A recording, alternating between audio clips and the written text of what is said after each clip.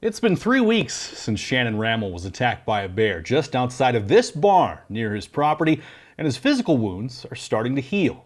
It's going pretty good. This hand, I'm starting to feel my fingers in there and moving. But the emotional wounds are still fresh for Rammel and his family. It's just a lot of fear. My daughter, she's scared to death. She won't come out of the house. It's just hard on all of us. The grizzly bear that attacked Shannon has still not been located after weeks of searching. For 12 days, we did ground searches. We did 3 aerial searches. We did a fixed wing, we did a helicopter, and we did another helicopter. We also put up a drone.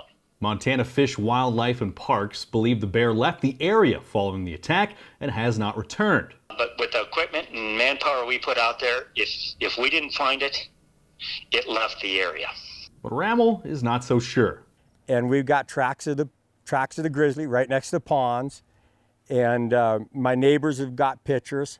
One of his neighbors snapped this photo last week, and when Rammel took us to a nearby watering hole to show us fresh tracks, members of the nearby New Rockport colony stopped to show us a picture they'd taken just days earlier. FWP claims the bear photographed is likely a research bear. We found bears 5, 6, 7 miles away. One was a collared bear, so we knew it wasn't that one. But Rammel claims none of the witnesses ever saw a collar. My neighbors and everybody else is, like I said, them other people seen the bear too, and it doesn't have a collar on it. Then just last week, Rammel's 11-year-old daughter claims she encountered the bear again on their property. I was gonna go under the crane and grab my mom's baby goats when I heard his growl. Growl, what did it sound like? Sounded the growl when Dad got attacked by the grizzly bear. When the family investigated, they found the door ripped off of their chicken coop and what appeared to be scratch marks. But when FWP arrived, they said there was no evidence of a bear. Now, Fish and Game can say this bear is not here.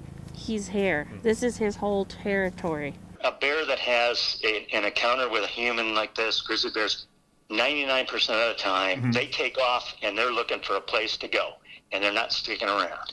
Last week, several live traps were removed, and FWP installed an electric fence around the Rammel's property, but that hasn't made the family feel much safer. I've had fence with cows, and they used to get out all the time, so I really don't have faith in their fence out here. I mean, I have a 3-year-old. They say it shocks really hard. Ultimately, the Rammel family wants closure, and they're not sure they'll get it until the bear that attacked Shannon is captured and killed.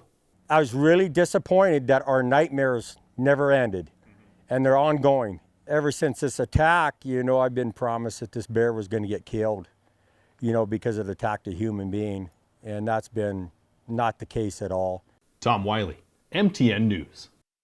Rammel runs a firewood business that sells to vendors around the state. He hasn't been able to work while recovering from his injuries.